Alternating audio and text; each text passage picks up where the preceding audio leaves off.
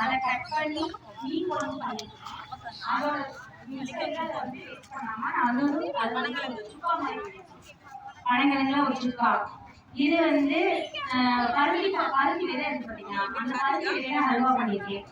ரத்தசாலி அரிசின்னு நீங்க கேள்விப்பட்டிருக்கவே மாட்டீங்க. அது வந்து நம்ம உடம்புக்கு வந்து ஹீமோகுளோபின் அளவு வந்து இதை ரெகுலரா நம்ம சாப்பிட்டோம்னா நம்ம ஹீமோகுளோபின் கம்மியாக பண்ணிருக்கீங்க. பாஸ்தால பாஸ்தா பண்ணிருக்கேன்.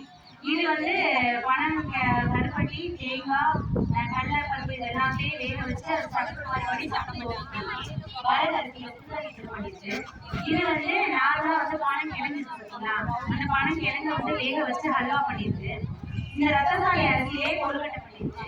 வரகு அரிசியை வச்சு கருப்பட்டி கல்யாணம் பண்ணிருக்கு.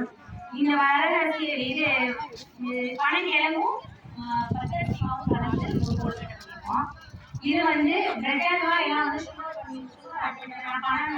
கருப்பட்டி ஆட் பண்ணி பண்ணியிருக்கேன்.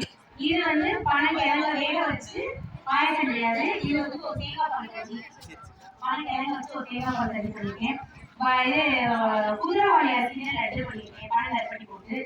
இது வந்து பனங்கிழங்கு இருக்குங்களா, அதை வேக வச்சு மாவோட கலந்து பொடிக்கு.